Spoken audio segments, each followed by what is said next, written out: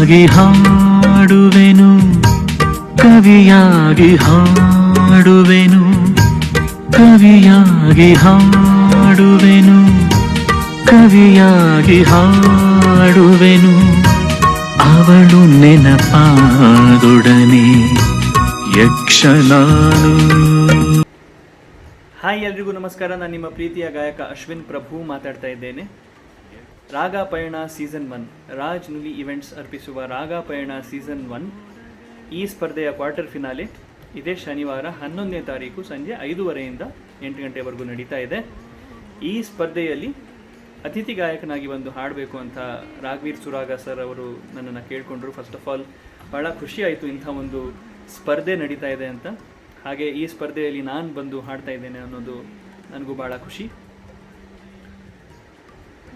ಯಾವ ಹಾಡು ಅವತ್ತು ಹಾಡೋದಪ್ಪ ಅಂತ ಯೋಚಿಸ್ತಾ ಇರಬೇಕಾದ್ರೆ ನನಗೆ ಹೊಳೆದಿದ್ದು one of my favourite songs, Rocky ಚಿತ್ರದ ಮನಸ್ಸೇ ಮನಸ್ಸೇ. ಆಮೇಲೆ ನೋಡಿದ್ರೆ ಕೋಇನ್ಸಿಡೆಂಟ್ಲಿ ಗೊತ್ತಾಯಿತು ಈ ಹಾಡಿನ ಲಿರಿಸಿಸ್ಟ್ ಆದಂಥ ಹರೀಶ್ ಶೃಂಗಾ ಸರ್ ಅವರೇ ತೀರ್ಪುಗಾರರಾಗಿ ಈ ಒಂದು ಕ್ವಾರ್ಟರ್ ಫಿನಾಲೆಗೆ ಬರ್ತಾ ಇದ್ದಾರೆ.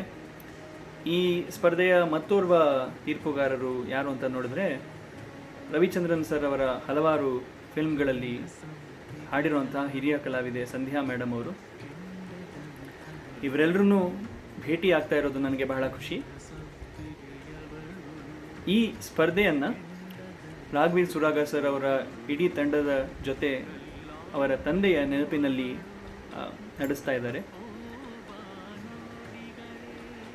ನಮ್ಮ ಸರಿಗಮಪ ಗ್ರ್ಯಾಂಡ್ ಜೂರಿ ಪ್ಯಾನಲಲ್ಲಿ ಇರುವಂಥ ರಾಜಶೇಖರ್ ನುಲಿ ಸರ್ ಅವರ ಪ್ರೋತ್ಸಾಹದೊಂದಿಗೆ ಈ ಒಂದು ಸ್ಪರ್ಧೆಯನ್ನು ಅವರು ನಡೆಸ್ತಾ ಇದ್ದಾರೆ. ಬಹಳ ಖುಷಿ.